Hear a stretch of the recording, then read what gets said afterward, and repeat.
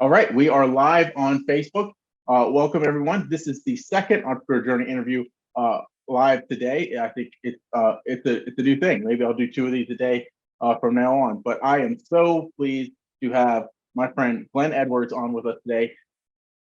Just met Glenn a week or two ago, but I feel like we're going to be fast friends.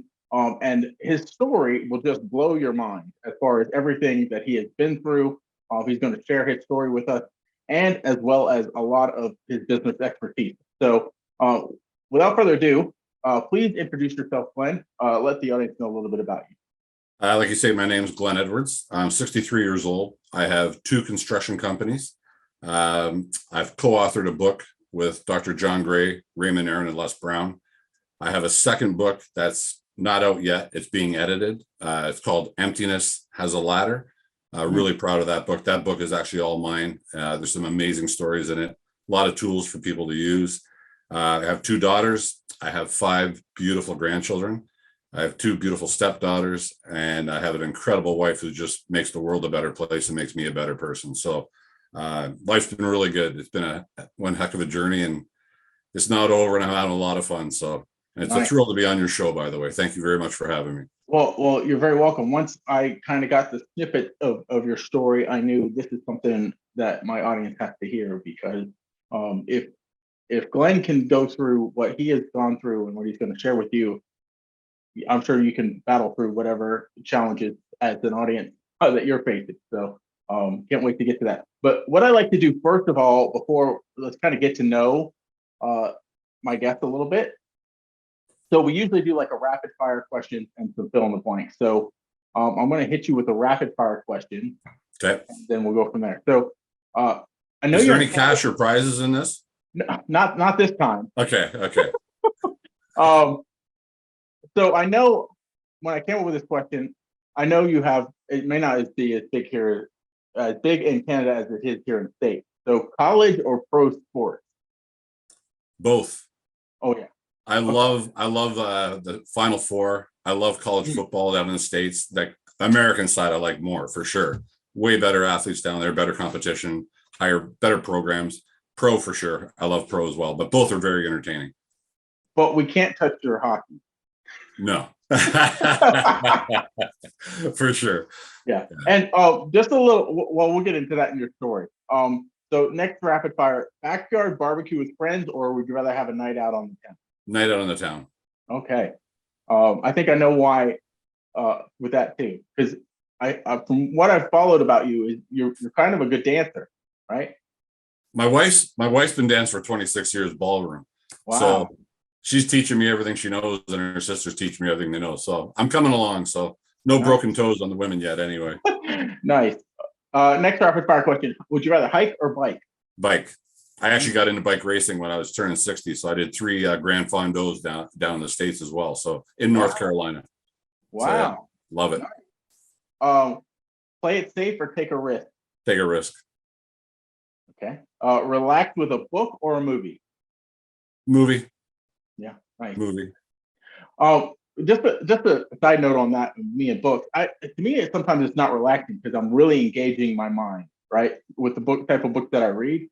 I don't guess I read relaxing books. I read books that like charge me. So, I love real stories. I do like a book that if it grasps you, if it's got reality to it and people have lived it, I can't put it down. But there's a lot of books just don't do anything for me. So yeah. I've told my audience this countless times, entrepreneur autobiographies. That's one of the reasons I started the Entrepreneur Journey, is because we learned so much from the stories of those that have came before us. And that's why we're going to share your stories today. So next, the fill in the blank question is, blank is the reason I do what I do as an entrepreneur.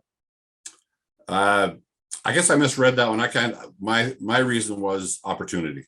I had an opportunity to go in business when I worked for another company for 18 years as a superintendent, and I ran their company like it was my own. So when I went to go on my own, the only difference was I was using my own money. That was the only difference for me, because I did everything to make them money and save them money. So to go in my own business was just particularly mainly all opportunity. Wow. So what's interesting about that is you kind of had the blueprint from where you were to just take it on your own. Yeah. Yeah. I'm very passionate. When you work for other people, I take it very, very personally. And my job's to make them money. So that's what I always did. Nice, nice.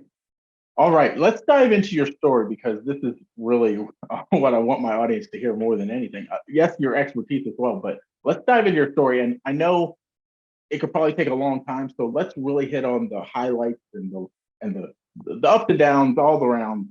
The biggest highlight, I guess, for sure, the first one was when I was 16, 17 years old. I was drafted to junior, which is a junior hockey league up here in Canada. So we have the Western Hockey League, the Ontario Hockey Association, and then there's an East Coast League as well. And I got drafted to junior. And back when I was playing, Wayne Gretzky and all those guys were all playing as well. And when I was 16, I got drafted to Windsor Spitfires. And to make a long story short, the second year I brought my girlfriend, a high school sweetheart, to camp. And there was a bit of a situation, and I got put on waivers because you don't bring a girl to camp. When you play junior, it's all about school, number one, the team second, and then whatever the team wants you to do for promoting the team and promoting the community. So I got put on waivers. And the same night, I got picked up by Sault Ste. Marie, who had Wayne Gretzky and Paul Coffey. And they said, we were at camp. We want you to come up. You're on the team. And I said, no. Oh, wow. So that was my first mistake. And then I got picked up by Kitchener at the same time. And I told them I'd come to camp. And then on the Sunday when I was supposed to go, I didn't go. So the 16, 17-year-old boy, I made decisions that an adult would make, and they were the wrong decisions. What you think, I thought I knew everything at that age, and you know nothing really. And I had all the talent in the world. It's not an ego thing. Had all the talent in the world. I just didn't have the common sense and really probably the guidance, but that's my own fault. I don't blame anybody but myself. I actually got a job. I lost my grade 12 because the teachers went on strike, and I got a job in a factory with my brother actually at the time. And after 2 years, I was losing my mind. So I quit cold turkey, went back into training. I was married just past 19 years old, and I got to try out with the Toronto Maple Leafs. And I went to camp with Toronto. I had a meeting back in Maple Leaf Gardens with Johnny Bauer and Jerry McNamara, Floyd having a brain fart there, Jerry McNamara, Floyd Smith, Mike Nicola. And I walked into a boardroom and Johnny Bauer sitting there. And it was just a thrill. But I'd made the mistake earlier. I went and spent some time in the minors. And when you're married, that's not really the route to go. So I went back into the field that I was in through my teenage years, which was industrial commercial insulation. And that's when I kind of got into my own business, and away it went from there. So that's the mistakes in the journey from when I was a young man and, cocky. But like I always say, the books I write and the things I talk about is taking back your power. So the way I kind of look at it, I had an uncle and a cousin played in the NHL. I had an uncle played with Gordie Howe and all the original six. And I got to watch my kids grow up, and they didn't. They were on the road all the time. So the positive out of it, regardless of the money I might have made, I got to watch my daughters grow up, and I got to see everything they did. And you can't put a price tag on that. So no. I'm thrilled about that. So that's my younger years of, making your mistakes. Wow. So Wayne Gretzky, it's amazing.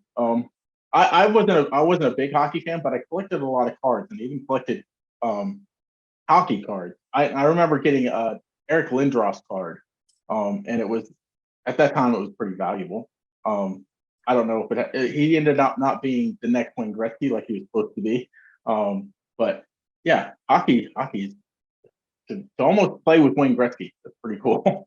Yeah, but like I say, I looked at how far Sault Ste. Marie was, and I thought there's no way I'm going that far. So, it's just one of those things you do, and you own your mistakes. Like I have no regrets. Like there's positives out of that for sure. So, a learning experience for sure.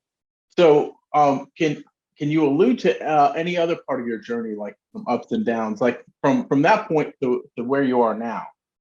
There was a turning curve a couple of years back. Actually, I was at a course with Raymond Aaron and James McNeil, who are public speakers all over the world. They're very popular. And I got offered to speak and do a book.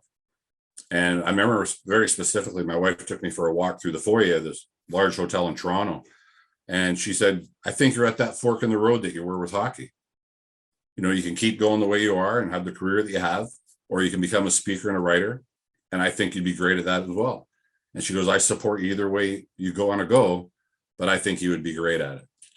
And I actually cried because nobody's ever put me in that position like I did back in the hockey days. In my hockey career, I gave it up for my marriage. And at this point now, with my new partner, my new wife now, she put me at that fork in the road in this career. So I still have my two construction companies, but I have this other endeavor I'm on now with it was very passionate. So in my career as a hockey player, that was my biggest passion I've ever had. And now as a speaker and a writer and a coach, it's probably the second biggest passion I've ever had. Wow. Yes. So one thing that comes to mind there is the importance of having someone have your back, right? Your spouse have your back, and to be encouraging and to be on the same page, right? Yeah. For it to actually be a partnership, right? Yeah. Well, I brought her out of her comfort zone as well, because when I did the second book, which is the one being done now, there's a chapter in there on her because she's a survivor of leukemia, and her story is just incredible. Like it's unbelievable. Her journey, her strength, her power, and I've put her in a position to reach back and help other people as well, and she's done that. So she's paying forward for everything that everybody's done for her, but her spirit and her energy towards life and living the glass half full and living every day like it's her last is an inspiration to me.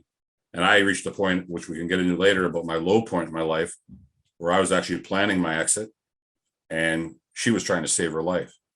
So our journeys to come together is just incredible. They're both incredible stories. So I sent you the questions beforehand, and I don't know if you were going to dive into that part of your journey when I asked those questions. So I don't want to get too far ahead. But Right. if you want to go ahead and start to tell that part of your story of kind of the lower the not the highlight, the low light, that you kind of came out of. It's up to you. Do you want to do the business first, or do you want to do personal? You decide. All right. The way that normally goes is to share your story first, and then we get into your expertise. Okay. So I would love to hear more of the story Of my what I've gone through. Yes. Yeah. So in my journey, I lost a marriage of 33 years. In my family, my own personal family, and within my relatives, we've had rape, addiction, murder, adultery. I'm alienated from my grandchildren. And with all of those combined, I reached a low point where I planned my exit because I didn't have my 33-year marriage. I was alienated from my 5 grandbabies. And I kind of sat back at one point and went, what's the purpose of being here? And I reached a really, really bad place. And to not be able to protect your kids, to see what they've gone through, to protect my family. We had a double murder in our family. To watch my family go through it, to watch my dad, my mom, my relatives.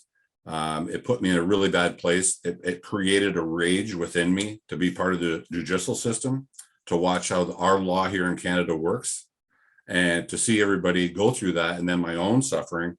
I reached a very bad low time. But the tools I got along the way, there's a psychotherapist named Dr. David McCorry, and he's retired now. Just a phenomenal physician. The coaching he did, the mental tools he gave me to fall in love with myself again, to put these tools in place, to implement them into my life, and to basically really to live by my core values.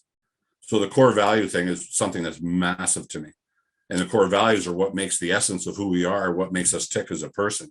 So one of the practices that we did with that was there was a wall with a screenshot of say 100 different core values. And you picked out 10 core values that made you tick.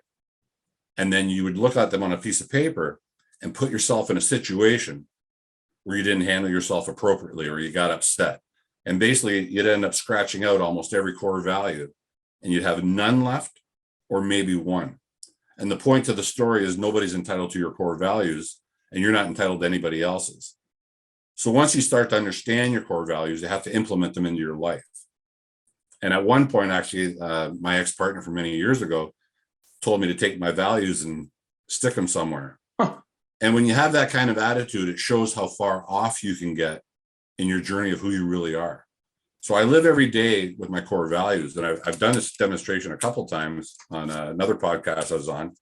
So I keep my credit cards in my left pocket. And I have a laminated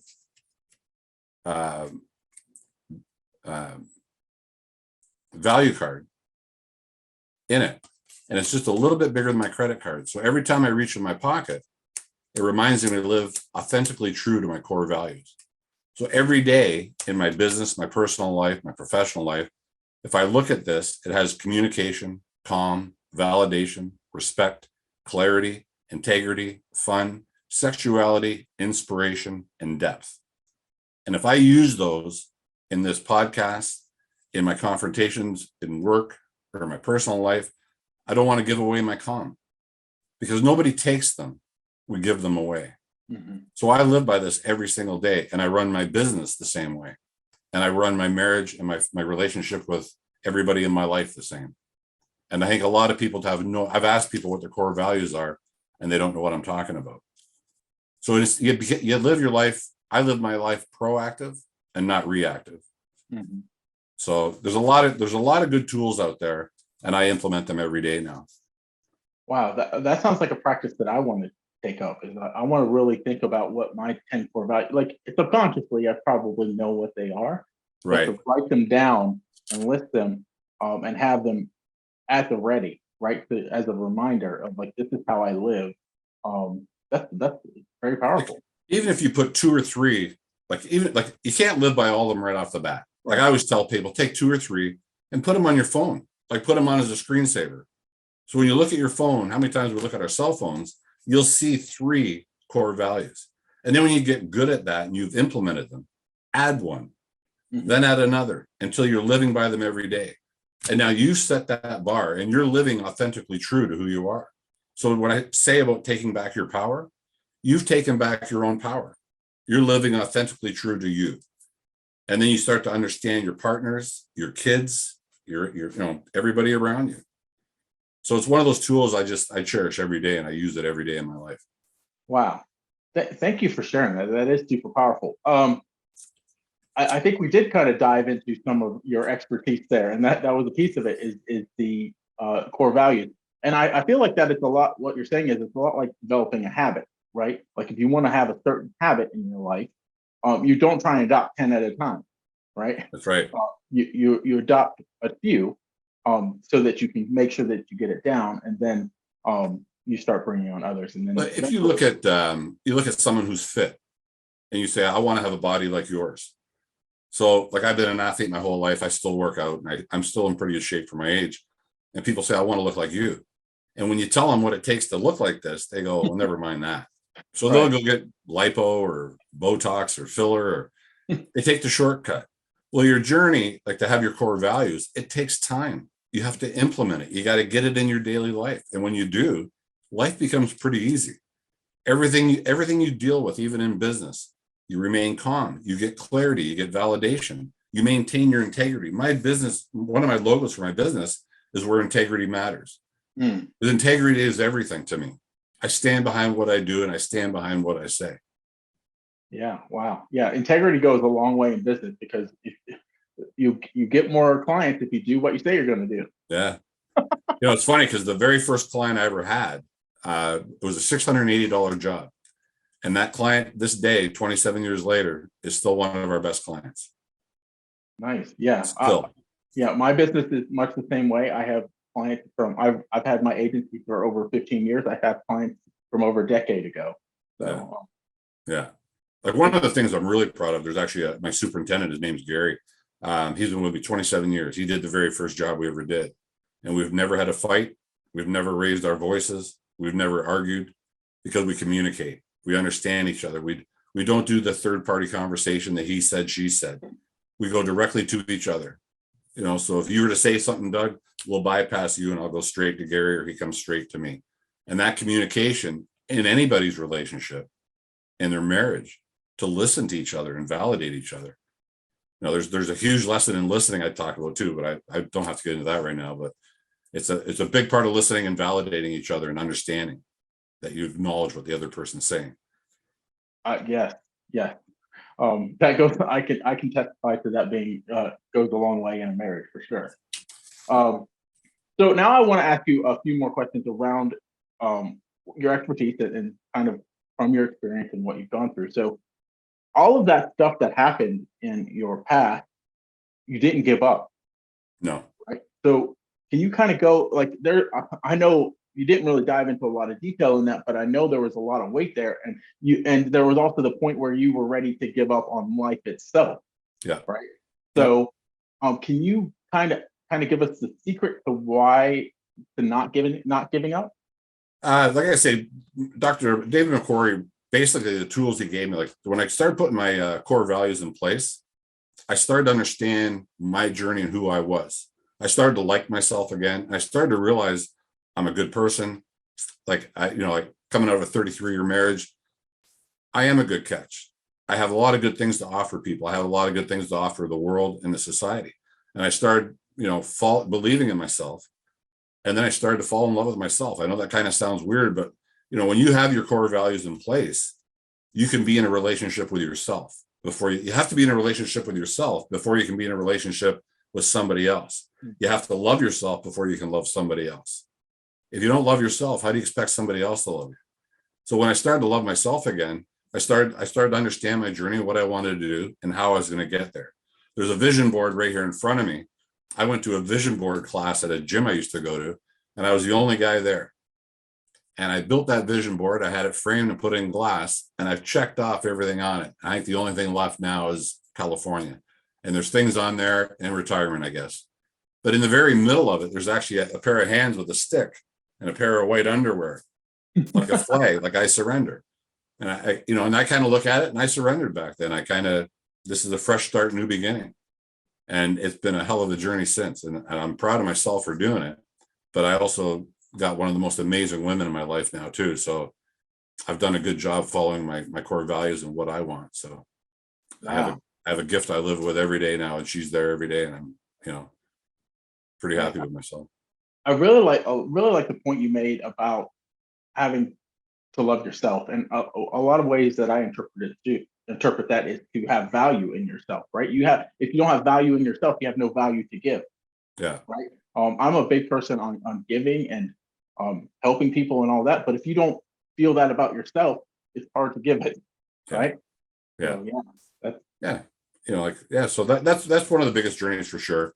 And that's kind of got me to where I'm at. Like, when I started doing that first book, and I was actually supposed to do some speaking engagements in the States when COVID hit, and they got canceled. So when the book came out and COVID hit, it was all at the same time and kind of derailed it. But that's okay. It takes time, and it's a journey anyway. So well. Let's talk about that because you and I off camera had talked about COVID a little bit. yeah. So I know that you have a lot of experience and were able to help others prevail or get through COVID. Yeah. Right? So my company's like the one company, we do industrial commercial insulation, we do asbestos, we do mercury, we do lead, we do mold, and we do COVID remediation. We did COVID remediation for the federal and provincial government here in Canada. I got heavily involved in it right off the bat because they closed down all the industries except for essential services. Well, obviously I was an essential service, but there was no criteria put in place for anybody. And I went to our federal government leaders and our MPPs and all our members of parliament, and I said, you're making a mistake because nobody should be allowed to stay open until you prove you've got protocol in place, you've got training in place, your people have been trained for PPE, which is personal protective equipment, and they all understand it. And when it started to really take off, I started to understand none of this was ever being trained and nothing was ever put forward. So as a business owner, I have 3 law firms I deal with. I talked to the lawyers. I talked to my insurance broker. I talked to another brokerage company that wanted to get my business. Nobody had insurance for COVID, and they still don't. So when you go to your errors and omissions and you go to your underwriting, and you start to follow your liability and your exposure and a potential exposure as a business owner, even massive corporations worth billions of dollars made mistakes. So here in Canada, we had a mandatory mandate. You had to implement the recommendation from the government. That was it. That's all it was. But people didn't read it. They didn't read the detail in it. They didn't read the underwriting in it. And their egos took over. So they forced people to get vaccinated. They forced people to do certain things. There's nowhere in there where we give it in Canada authorization to do that. Mm. And I'm a smaller company, but I know my insurance, I know my liabilities, and I know my exposures. I've done podcasts out of Atlanta, out of DC, out of Toronto, educating people, trying to help them with their businesses. And now here in Canada, it's going the other way, where they're going after, like, employees are going after their owners for forcing them into it. Mm. So if you read your insurance, even your own residential insurance, how many people actually read their underwriting? If you look at the hand sanitizers when they came out, 200 hand sanitizers were deemed unsafe and taken off the market. 200. Wow. So you look at people when you walk in their stores, you're saying, clean your hands. Did you give out bad sanitizer? Where's the liability? And then when I see people wearing masks, like, if you hand your staff a mask, it's your responsibility to train them how to wear it, when to wear it, how to take it off. It's not reusable. And you look at the lack of knowledge from owners and their lack of interest. It's one thing if you're a business owner, but you've got responsibilities to educate yourself. And if you're not polished on this, you shouldn't have opened your business. This is obviously, the world has never seen this before, but it's something what I do. So I stepped to the forefront and talked to our politicians. And I understood that in a hurry, what was going on there, because that was a bit of a farce, because you don't get to wear a mask and take it off to talk and then put it back on. And when you see, we have a leader here in Canada who has a full beard, but wears a mask. If you want to lead our country, you can't be protected with a full beard. So understand the nonsense and common sense and wake up a little bit, because people just watch the TV and that's where they got their information. You might be educated, but you're uninformed. Do your independent research. I offered to train our police in Ontario for free. Wow. Because it was embarrassing what they were doing and they were never trained properly. And I spoke out about it because the ignorance, for me to be in the industry for 3 years and have people that are incompetent telling me what to do, is very frustrating. So it's something I'm passionate about, but owners didn't do their due diligence. And now we have these massive lawsuits going on. And even our own cities here in Canada are bringing back all unvaccinated people and paying them their lost time and giving their jobs back. There's a lot of mistakes that were made, but you learn from your mistakes. And the owners I've seen in business haven't learned. Yeah, we could open up I a know. wormhole with the whole vaccination thing. Yeah. But like the point to COVID though was, as a business owner, no matter if you sell shoes, sell cars, whatever it is, what did you put in place? What education did you give yourself and your staff? Did you get your staff test fitted to wear a mask? Did you look into the filtration of microns in a mask? Is it a respirator or a mask, the N95 or the surgical mask? Like if you glue an N95 to a surface, that's 30% protection if it's glued. Wow. Glued. Never mind facial hair. Never mind not being test fitted. So a surgical mask, if you look at what that actually does, it's embarrassing that people are still not learning what they're about. Yeah. Wow. And this is something I know for a fact. People can come to me anytime they want. I've offered help for businesses, restaurants. I've helped a lot of people try and understand it. But also you talk to, like, I had a law firm. I reached out to one of my lawyers. He goes, well, I'm going to wait and see what happens with human rights. I said, you don't get to wait, because I don't get to wait. I had to make decisions for my clients to be involved with COVID remediation. So I actually had a client that reached out to me that wanted my COVID protocol. And I was actually doing a cleanup that they caused and shut down a job because their guys had COVID on a job. So when I said to them, you understand, I'm cleaning up your job right now. And they went, oh, never mind. So wow. Anyway, different topic altogether. A lot of the last thing I'll say about that is a lot of businesses during that time, because it was an unprecedented event, right? They were just reactionary. They, like you said, they probably watched what they saw on TV and said, okay, let's just do what they're saying on TV, right? Yeah. Without ever really looking any further than that. Yeah. So, yeah. Crazy. Yeah. All right. Let's talk. Can we go back to the values? So how do those values play into someone's journey as an entrepreneur and their life overall? So can you kind of expand on that? Like, how can those play into their entrepreneur journey? So if I look at my value card I have here in front of me, and these aren't in a priority at all. So the first one's communication. Communication's massive. It's massive in your relationship with your wife, your husband, your kids, your friends. If you don't communicate and you assume, like, the old saying, when you assume, you make an ass out of you and the other person. Yeah. You communicate. You learn to listen. You learn to validate each other. Remain, my other one, calm. If I maintain calm, I'll think with a clearer head.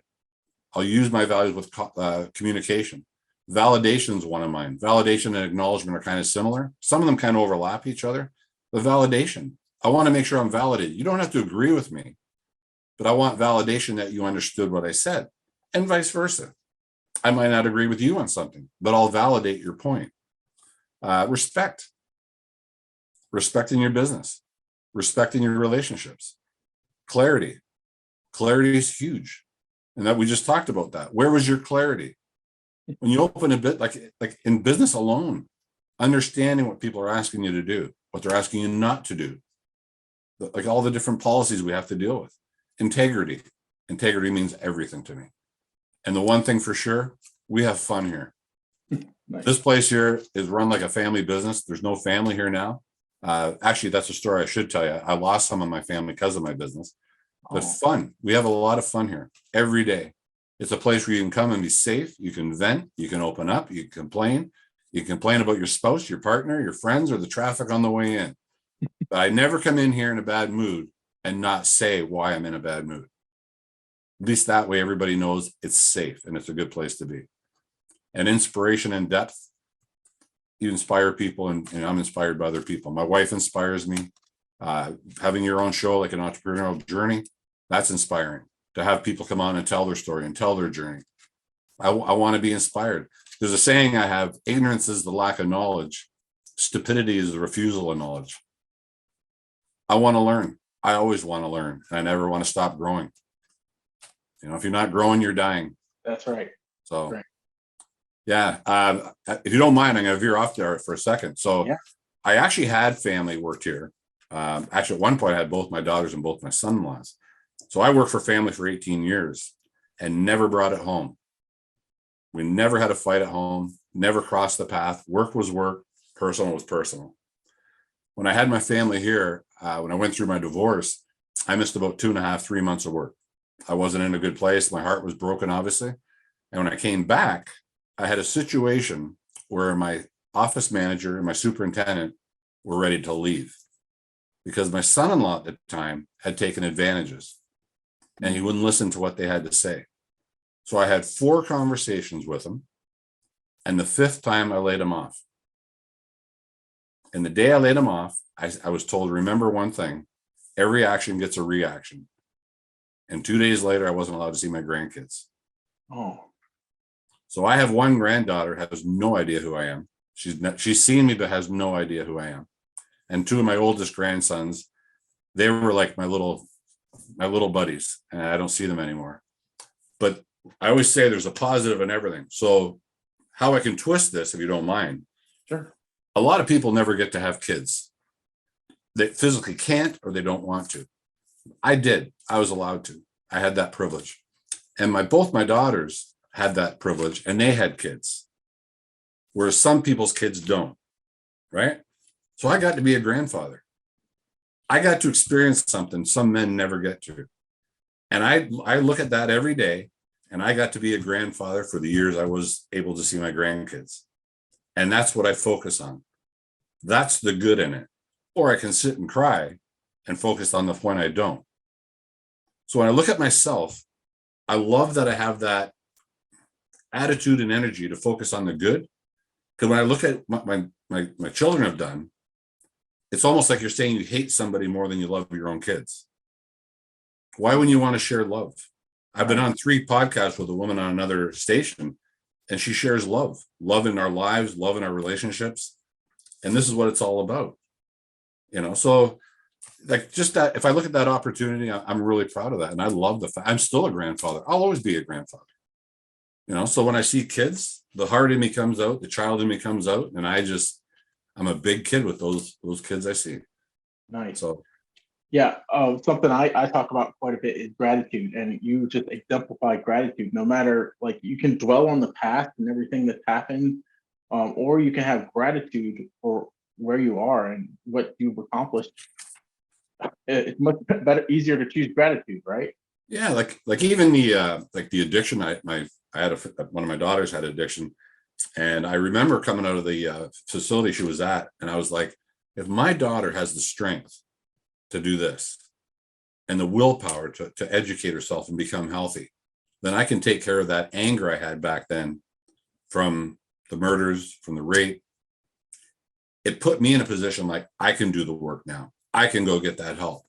And I did. So she inspired me. So out of that negative, she gave me the positive because I looked up to her like, she's got this much strength. I can do that too.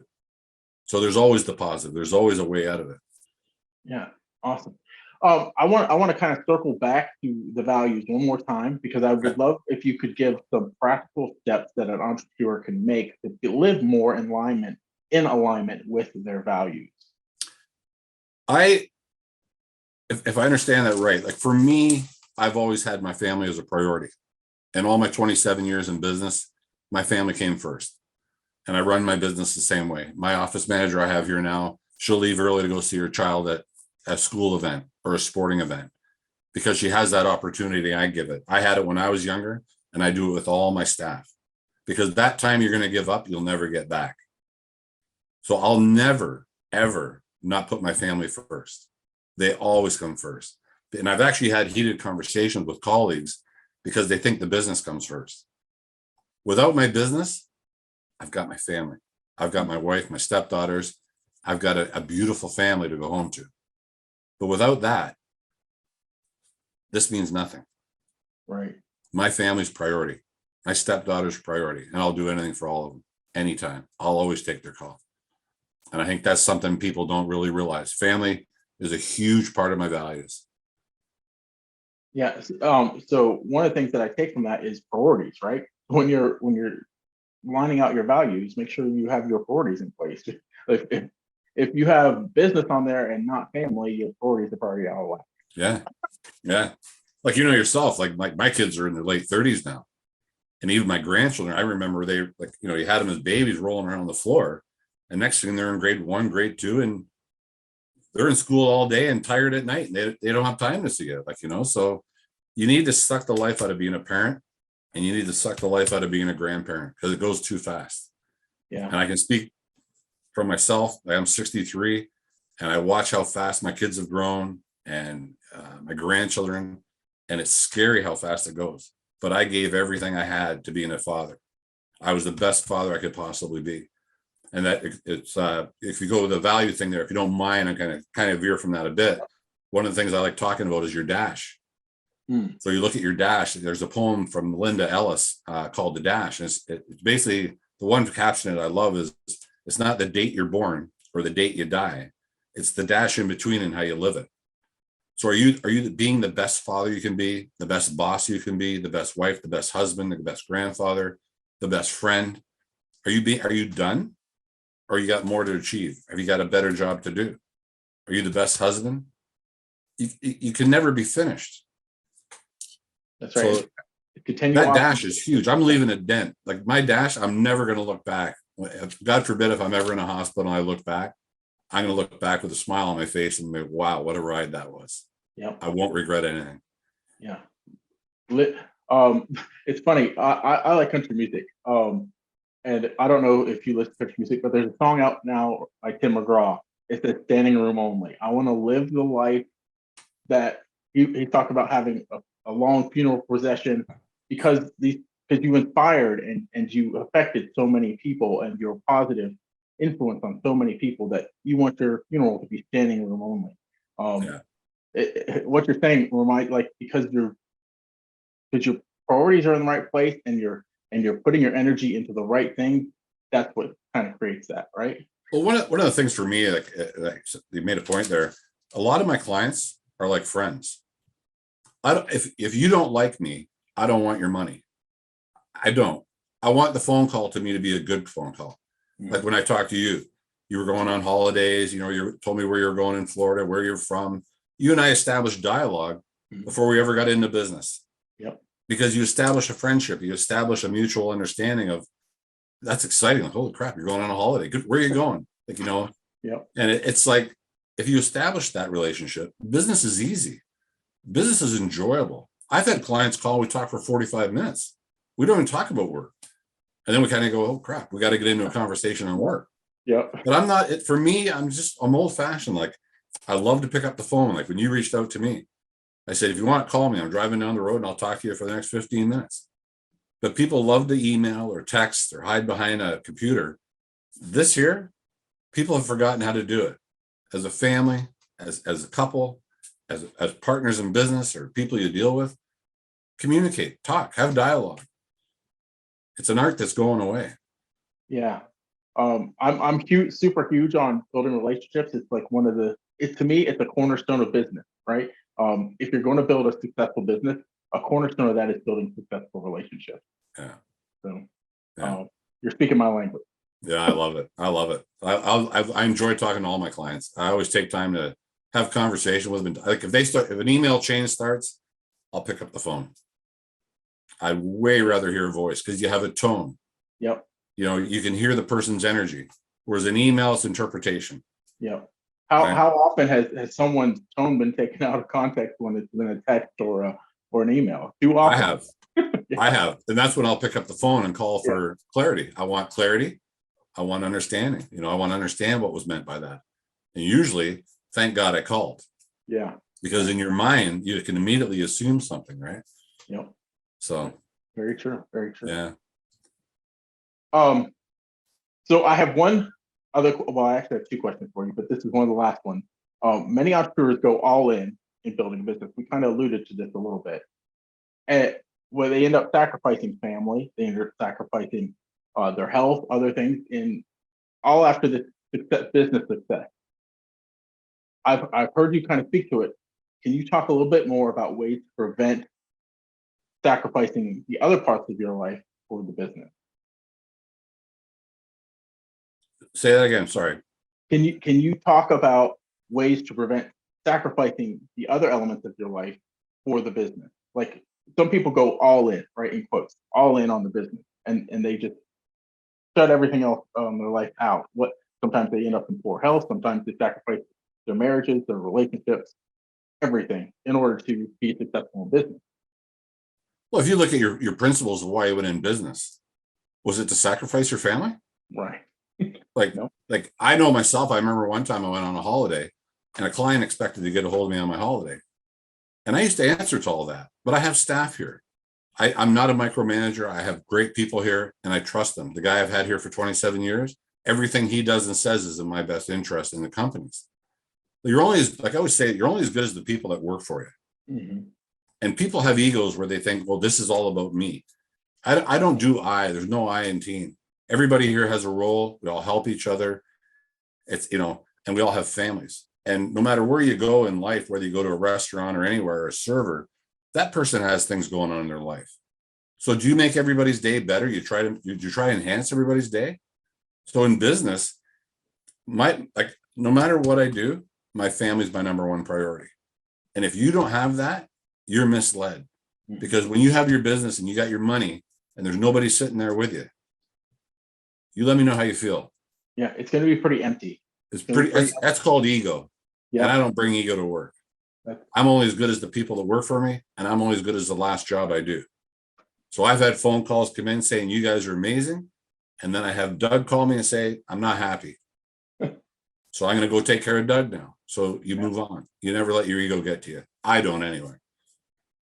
That's awesome. I've been halfway to work. And when I first met my wife, now we were dating at the time, and her daughter was snowed in. And I turned around, drove 45 minutes the other way, and I plowed her out, shoveled her out, and got her off to work. I had stuff to do, but she's a priority. I mean, it's kind of like you alluded to earlier. Like once you have your values set, it's easy. Life is easier, right? Because you know the choice to make based on the values that you have set.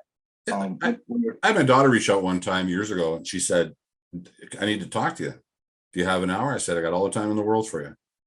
I packed up what I was doing. I went and picked her up. I took her for a drive and just went and talked to her and listened to what she had to say. That's my child. Yeah. You'll never get that back. So who do you want, if as a parent, who do you want them to, who's going to listen to them if you're not? My dad always had the time for me, always. He made the time. And I think with like younger generations now, I'm too busy. How would you like to be the child and your parents aren't at your event because they're too busy? Work's more important. As that kid, all he hears is, you're too busy for me. You'll have your day to make your money. You don't get that time back as a parent. That's right.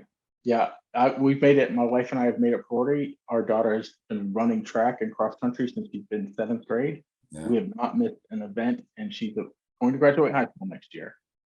I can't say, depends on where she goes to college, whether we might or may not miss events in college because it may be super far away, but we're going to do our best to see as many as those as possible. Yeah. Like you only get the one shot. Like I say, like my life's gone so fast, it's actually scary. I still feel like a kid inside and I still do stupid things, but I'm the next old generation. And it's scary how fast it's gone, but I'm grateful. I sucked the life out of being a father and especially being a grandfather, because it only lasted a few years till I got my alienation. So thank God I enjoyed those few years where I was with them every day. I saw them every day. And I carry that with me all the time. So that journey, my journey, like the good things in it are incredible. And that's all I focus on is all the good stories. Wow. Thank you so much, Glenn.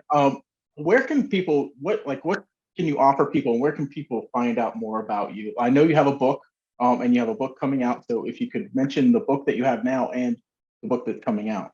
The book now is called The Authorities. I don't have one on me, but I took a copy of it so you can see what it looks like.